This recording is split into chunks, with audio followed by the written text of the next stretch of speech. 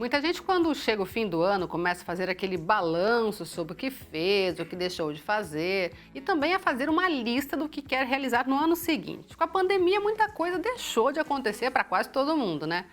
Será que esse ano a autoavaliação precisa ser diferente? Quem conversa com a gente sobre esse assunto é o psicanalista Jonatas Liache. Tudo bem, Tudo bem, Liache? Elaine? Bom, a pandemia acabou com muitos dos sonhos, né? Muitas realizações que as pessoas pretendiam fazer em 2020, né? Com certeza. Na verdade, essa pandemia mudou muito, né? Em termos gerais, todas as nossas expectativas, e não só elas, mas também a nossa maneira de ver o mundo, né? Nós sabemos que o mundo está muito interligado, mas agora a gente tem uma noção do que isso significa, muito mais na prática, né?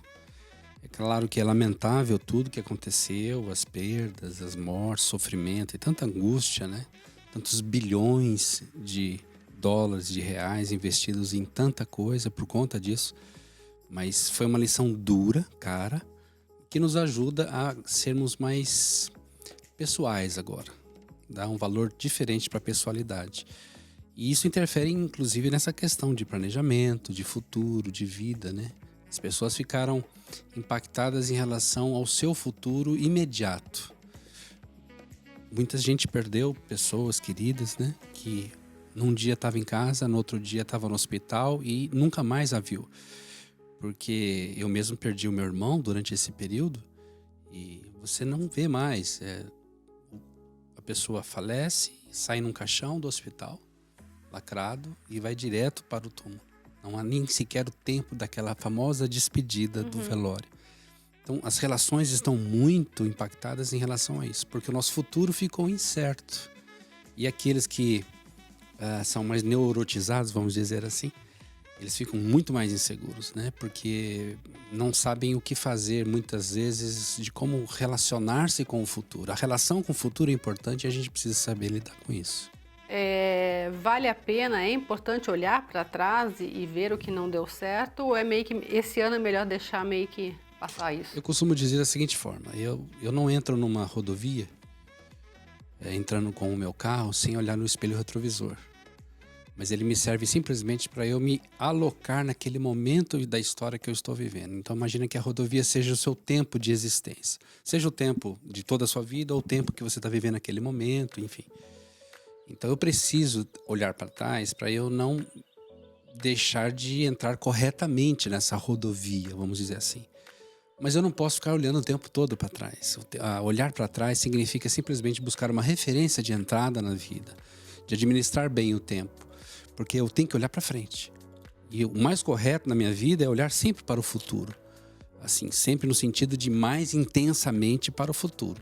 Olhar para trás só como referência. Eu costumo, assim, aprender lições e avaliar os meus erros na hora. Aconteceu, errei, pego essa lição, agora eu sei como lidar com isso. Aí lá no futuro eu posso dar uma olhada nesse espelho retrovisor só para localizar isso, entender direito como isso pode me afetar naquele momento novo da minha vida.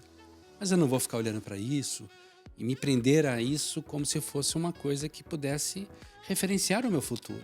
É uma lição de vida. Então eu aprendo na hora e lá no futuro eu dou uma olhadela, né, como fala, no espelho e agora eu vou para frente. E é legal fazer aquelas listinhas de projetos para o futuro? Eu acho que é importante em dois sentidos. Primeiro, porque eu preciso ter referência. E segundo, porque nós lidamos melhor com as situações da vida quando a gente tem plano. O que é um plano? Plano é você...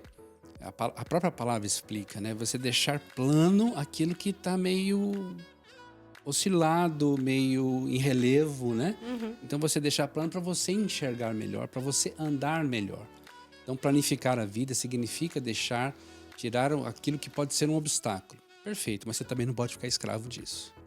Porque tem pessoas que fazem o seu plano e aí, se não for daquele jeito, ela não admite qualquer outra possibilidade. E a gente sabe que no andar, a gente tem os percursos da vida, né? Tem que ir os adaptando, né? percalços no percurso. E aí você vai se adaptar, você tropeça aqui, caiu, levantou. Vamos ajeitar. Então você não pode ser tão radical. O plano é só uma referência. Deve ser somente uma referência. Uma amiga minha postou hoje nas redes sociais uma foto sorrindo, ela mora no Rio de Janeiro, uma praia bonita de fundo, daí ela colocou assim: eu nem deveria postar uma foto sorrindo, talvez ser feliz num momento como esse é muito difícil por conta de tantas vidas perdidas. Mas eu precisava comemorar essa saída de casa, alguma coisa assim. Isso é um cuidado que a gente tem que tomar também, né? Assim, tem problemas, tem dificuldades, mas a gente não pode se entregar a isso, né? A sua amiga está sendo perfeita. Nós não podemos carregar a culpa de tudo na vida. Eu não posso ser culpado por tudo que acontece, mas eu também não posso ser culpado de me sentir feliz. Só faltava eu me sentir culpado de estar feliz por celebrar qualquer coisa. Como eu disse, eu perdi meu irmão nesse período. Mas eu preciso celebrar a vida, eu preciso continuar com os meus planos. Chorei, ainda choro muito porque é recente, é toda uma perda muito significativa, mas eu preciso celebrar a vida. Então eu não preciso, eu entendi o cuidado da sua amiga, né? A gente está vivendo num mundo tão polarizado por ideias, ideologias, etc. Você tem que quase que pedir licença para ser feliz. Exatamente. Eu estou sendo feliz por causa disso. Não tem que explicar, eu preciso celebrar. Na verdade, eu preciso celebrar. Com todos os cuidados que eu precise ter para me expressar, eu ainda tenho o direito de ser feliz. Então, planejar e sair e viver a vida, essa é a melhor coisa que a gente pode fazer. E, inclusive, nesse período, Elaine, as pessoas estão enjauladas, quase que literalmente, se sentindo presas e aprisionadas a determinados pensamentos exclusivamente de medo, fundamentados no medo. E elas precisam viver a vida. Se elas fundamentarem, se houver mais uma terceira onda, vamos dizer assim, e houver mais uma espécie de quarentena forçada, logo as pessoas vão se adaptar a essa vida presa. Então, os relacionamentos vão mudar, as percepções de ideia, de vida, de liberdade, de conceito de ser quem você é, a sua própria identidade, vão mudar tudo totalmente. E mudanças muito radicais, muito repentinas, elas não são boas. A sociedade muda de tempos em tempos. Normalmente de 100, 200, 300 anos, alguns paradigmas são retirados e colocados novos. Então, mas ela tem um tempo de se adaptar. Agora, quando as mudanças são bruscas, imediatas, é como, por exemplo, aquela freada no trânsito. Você está dirigindo, de repente passa um cachorro ou um carro cruza a sua frente, você dá aquela freada, a adrenalina vem no corpo, aquela coisa toda, você se sente mal, muitas pessoas têm que encostar, respirar, se recompor, né? Então, toda mudança precisa ser pensada, trabalhada, paulatina, haver um período de transição. Mudanças repentinas, elas não fazem bem. Então é ter a nossa solidariedade, nossa compaixão, mas ainda assim celebrar a vida, Sim, né? celebrar a vida, viver.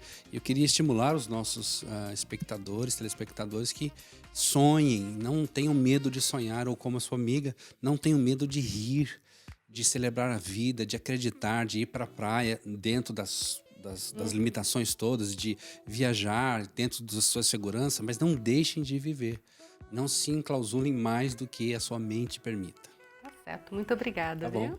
Obrigado.